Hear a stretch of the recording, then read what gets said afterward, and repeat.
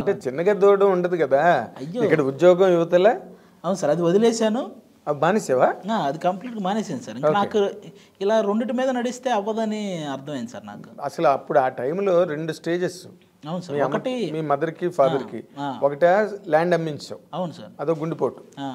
తర్వాత ఉన్న ఉద్యోగం వదిలేసావు, మరో గుండెపోటు. నీకా సంపాదన లేదు, నువ్వేమవుతావో తెలీదు. అవును సార్. అసలు ఎట్లా నువ్వు ఎలా సమాధాన పరిచావు మీ పేరెంట్స్? అవును సార్, ఇక్కడ అదే చాలా పెద్ద ప్రాబ్లం వచ్చింది సార్. నేను వెళ్ళి అక్కడ వాళ్ళ దగ్గరికి వెళ్ళి అక్కడేమో ఆల్రెడీ ఫిక్స్ అయిపోయిన టీం లీడర్లు, టీం మెంబర్స్, అన్నపూర్ణ స్టూడియోలో కొన్ని వందల మంది ఆల్రెడీ అవకాశాల కోసం తిరుగుతున్న వాళ్ళు, వీళ్ళందరి మధ్యలో అసలు మనం నెట్టుకు రాగలమా అన్న ఇది కూడా వచ్చింది సార్. కానీ వన్స్ ఇంకా అది వదిలేసాము అన్న ఫిక్స్ అయిన తర్వాత మైండ్ ఇంకా ఎలాగైనా ఇందులోనే సక్సెస్ అవ్వాలని తెగ తిరిగేవాడిని సార్. చాలా రోజులు తిరిగాను. ఒక స్కిట్ మనల్ని పైకి ఎక్కిస్తే అది ఏంటంటే జనరల్గా సునీల్ గారు రిక్షాలో ఉంటారు, భీమవరం బుల్లోడు ప్రమోషన్కి వచ్చారు, ఆయన్ని నేను ఆ రిక్షాలో లాక్కొచ్చి దిగిపోవాలి. ఇది నేను చేసిన ఫస్ట్ స్కిట్ సార్, ఫస్ట్ ఎక్కిన స్టేజ్ సార్ అది. ఓకే. అది ఇట్లా మనం స్టాప్ చేసి చూసినా కూడా నేనని తెలియదు సార్, అలా ఉంటుంది ఆ ఎంట్రీ. ఇలా వచ్చి జిర్రని వెళ్ళిపోతాను అనమాట. నేను అప్పట్లో మనకు అదే చాలా ఎగ్జైట్మెంట్ కదా సార్.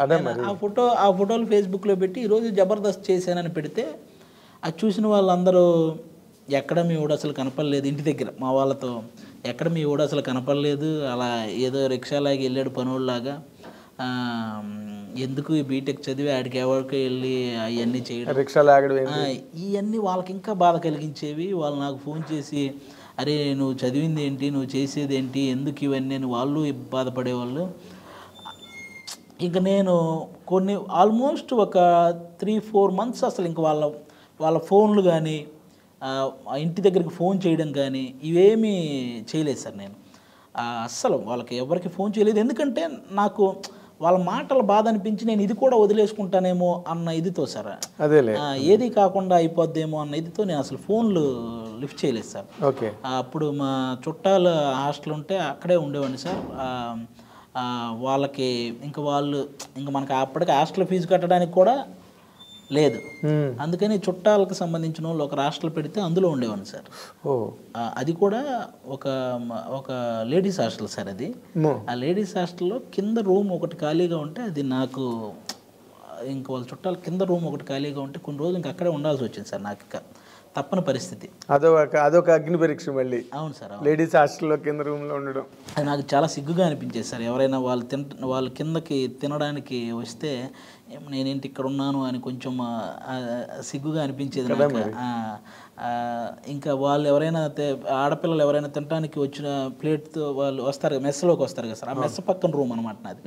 వాళ్ళు ఆ మెస్కి వచ్చినప్పుడు నేను అసలు బయటికి రాకుండా లోపలే ఉండేవాడిని. అసలు నేను అక్కడ ఉన్నట్టు కూడా వాళ్ళు ఎవరికి తెలియకుండా ఎవ్వరూ లేని టైం చూసి మళ్ళీ కిందకి వెళ్ళిపోయాను సార్.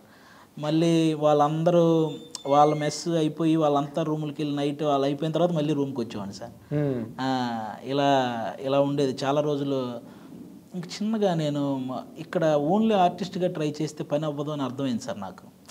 ఇక్కడ జబర్దస్త్లో ఫెచ్ అవ్వలేదా సార్? ఓన్లీ ఆర్టిస్ట్గా అంటే కొన్ని వందల మంది ఉన్నారు సార్, వెంటనే అవకాశం రావడం చాలా కష్టం సార్. అది అప్పటికే స్టూడియోలో ఎప్పటి నుంచో ఆల్రెడీ ఒక టీంలో 6 members ఉంటే టీం లీడర్కి కొంచెం పేరు వచ్చి ఉంటుంది, ఆ కింద 5గురికే ఇంకా పేరు రావడం కష్టంగా ఉంటుంది సార్.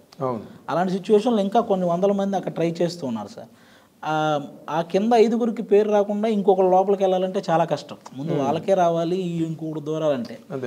ఆ టైంలో నాకు అర్థమైంది ఏంటంటే సార్, మనకేదో మన నోట్లో నుంచి ఏవో కొన్ని డైలాగులు వచ్చేస్తుంటాయి కదా, అవి వాళ్ళకి అందిద్దాం, వాళ్ళకి ఉపయోగపడితే చేస్తారు కదా అన్న థాట్ వచ్చింది సార్ నాకు. వాళ్ళు స్కిట్ చేస్తున్నప్పుడు నేను వింటూ ఉండేవాడిని సార్. అన్న మధ్యలో ఈ డైలాగ్ పడిద్దేమో చూడండి అని చెప్పేవాడిని సార్. అవి ఎక్కడో నచ్చేవి, ఒక్కొక్కటి నచ్చేది సార్. కొన్ని రోజులు ఒక్కొక్క డైలాగు 2 డైలాగులు ఇలా నచ్చేవి. ఆ తర్వాత వాళ్ళకు అనిపించింది ఒకసారి నువ్వే ఒక స్కిట్ అంతా రాయి చేద్దాం సరదాగా అని. ఆ రోజు అన్నకేదో మా అన్నకేదో సాఫ్ట్వేర్ వర్క్ ఉండి ఆయన వెళ్ళిపోయాడు. ఆ రోజు ఒక స్కిట్ అంతా నేనే ప్రిపేర్ చేశాను సార్. ఆ స్కిట్ చేసినప్పటి నుంచి అప్పుడు స్టార్ట్ అయింది సార్. ఇంకా అవి నువ్వే పూర్తిగా రాయగలవని చెప్పి నేనే రాయడం, నేనే అందులో ఒక క్యారెక్టర్ రాసుకోవటం. ఇప్పుడు నా చేతిలో ఉంది కాబట్టి నేనే ఒక క్యారెక్టర్ రాసుకోవటం అలా చేసేవాడిని సార్. మధ్యలో ఒక వ్యక్తి మానేయడం వల్ల నాకు కొంచెం సెకండ్ లీడ్ వచ్చింది సార్ ఆ టీంలో. ఈ సెకండ్ లీడ్ వచ్చే వరకు నేను ఇంటికి ఫోన్ చేయలేదు సార్. అవును, మళ్ళీ ఏది మీ వాడు కనిపించట్లేదు ఇవన్నీ మాటలు ఎందుకులే అని చెప్పి నేను చిన్నవి చేసిన ఫేస్బుక్లో పోస్ట్ పెట్టేవాడిని కాదు. నాకు అర్థమైపోయింది సార్ ఆ ఫస్ట్ది పెట్టిన తర్వాత. మనం ఏదన్నా ఇది టీవీలో ఉంటుంది, ఇది ప్రాపర్గా కనిపిస్తుంది, ఎస్టాబ్లిష్ అవుతుంది, అరే మీ వాడు కనపడ్డాడు, బాగా చేశాడు అని అన్నప్పుడే పెడదామని ఫిక్స్ అయ్యాను సార్ ఏదైనా. అలా సెకండ్ లీడ్ వచ్చిన తర్వాత ఫస్ట్ టైం ఇంటికి ఫోన్ చేశాను, ఈరోజు చూడండి స్కిట్ అని ఒకసారి ఫేస్బుక్లో పోస్ట్ చేశాను ధైర్యంగా.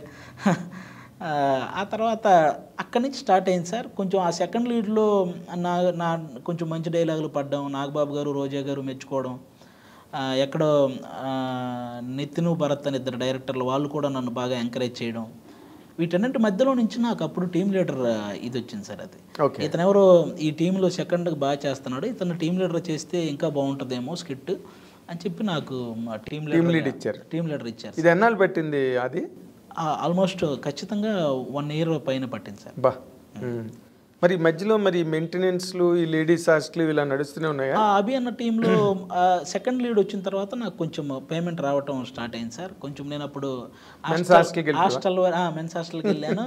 హాస్టల్ వరకు నేను బేర్ చేయగలిగినట్టు నాకు అమౌంట్ వచ్చేసి సార్ నేను ప్రాపర్గా అదంతా చేసుకున్నాను సార్. ఇంకా టీమ్ లీడర్ అయ్యాను సార్. ఇంకా అక్కడి నుంచి నేను వెనక్కి చూసుకోలేదు సార్. ఇంకా ఎంత కష్టపడాలో అంత కష్టపడ్డాను సార్. స్కిట్స్ మీరు కూడా చూసి ఉంటారు. నేను మ్యాక్సిమం ఆల్మోస్ట్ అక్కడ ఉన్న వాళ్ళందరికీ పోటీ ఇస్తూ చాలా మంచి స్కిట్స్ చేశాను. నేను ఏదైతే పోగొట్టుకున్నానో ఆ పొలంతో పాటు కొంచెం ఎక్కువ పొలమే కొనుక్కున్నాను సార్. బాబా, గ్రేట్ అచీవ్మెంట్. పేరెంట్స్కి వాళ్ళకి ఉన్న మనస్తాపం పోయి, అవును సార్, మావాడు పెళ్ళి, ఊళ్ళో ఎంత పరువు. అవును సార్, అవును, ఆస్తి దక్కింది, ఇంకా ఎక్కువ కొన్నావు, ఊళ్ళో చుట్టుపక్కల వాళ్ళందరూ వచ్చి అబ్బో మీ అబ్బాయి తీసేస్తున్నాడని అందరూ అనడం. అవును సార్, నేను అవన్నీ నాకు అందుకే సార్ నాకు ఎక్కువ నెగిటివ్ కామెంట్సే చాలా ఇష్టం సార్. అవి మనం ఎదగడానికి చాలా ఉపయోగపడతాయి సార్. అవును, పాజిటివ్ అంటే మనం ఎక్కడో కిందకి ఉదాసీనత వచ్చేస్తుంది, మెచ్చుకుంటున్నారు కదా. అందుకే ఎక్కువ నాకు నెగిటివ్ కామెంట్స్ చాలా ఇష్టం సార్. ఎవడైనా నన్ను ట్రోల్ చేసిన, ఎవడైనా నాకు నెగిటివ్ కామెంట్ పెట్టినా పెడతారా నీకు? ఎవరైనా చేసినా అవి నాకు అక్కడక్కడ తగిలినా నేను చాలా దాన్ని ఇంకా తీసుకుంటాను సార్. నేను ఇంకా ఎదగడానికి ట్రై చేస్తాను సార్. అది నాకు నేను చిన్న క్యారెక్టర్ చేసేటప్పుడు ఏంటి, ఆ చిన్న క్యారెక్టర్ అది పెద్ద క్యారెక్టర్ అన్నోళ్ళు ఉన్నారు. తర్వాత నేను సెకండ్ లీడ్ వస్తే సెకండ్ లీడ్ ఏముంది, టీమ్ లీడర్ అవ్వాలి అన్నోళ్ళు ఉన్నారు. టీమ్ లీడర్ అయ్యాక ఈ జబర్దస్త్ ఏముంది, సినిమాలు చేయాలన్న వాళ్ళు ఉన్నారు. ఇలా వాళ్ళది పెరుగుతూనే ఉంది, నేను అది చేస్తూనే వస్తున్నాను సార్. అదే వాళ్ళు ఇచ్చేస్తున్నారు నీకు ప్రమోషన్. అవును సార్, అవే మనకి నాకు తెలిసి ఎదగడానికి అందరికీ ఆ నెగిటివ్ కామెంట్సే మెట్లని guiding force. Exactly, guiding force. అంటే రేపు మనం ఏం చేయాలన్న దాని మీద దృష్టి మళ్ళాలంటే అలాంటి కామెంట్లు చాలా అవసరం. అవును సార్. అయితే నీలో నటుడు కన్నా నీకు హెల్ప్ చేసింది నీలో రైటర్. అవును సార్, అస్సలు పక్కా షూర్గా. ఎందుకంటే నటనకి పోటీ పడే వాళ్ళు ఎక్కువ మంది సార్, కానీ రాయడానికి చాలా తక్కువ మంది సార్. తక్కువ మంది ఉండరు, తక్కువ మంది కాదు అసలు ఉండరు సార్. ఉన్నా ఒకవేళ అది బార్న్ ఇన్స్టింక్ట్ ఏదైతే ఉందో, నువ్వు చిన్నప్పటి నుంచి పంచులు వేయడాలు, అది నీ ఒరిజినల్ నేచర్ అది. అవును సార్. సో అక్కడ నువ్వు రాణించావు. అవును సార్, అంతే. నాకు మ్యాక్సిమం కాదు సార్, అసలు హెల్ప్ అయిందే అది సార్. అదే ఈవెన్ ఇప్పుడు నేను త్రివిక్రమ్ గారి స్పీచ్ కానీ క్లైమాక్స్ కానీ అది నా అంతటా నేను మార్చుకున్నదే కాబట్టి ఎక్కడో లోపల మనం ఏదో చేయగలం, ఒక డైలాగ్ రాయగలం అనేది అప్పటి నుంచే ఉంది సార్ నాకు.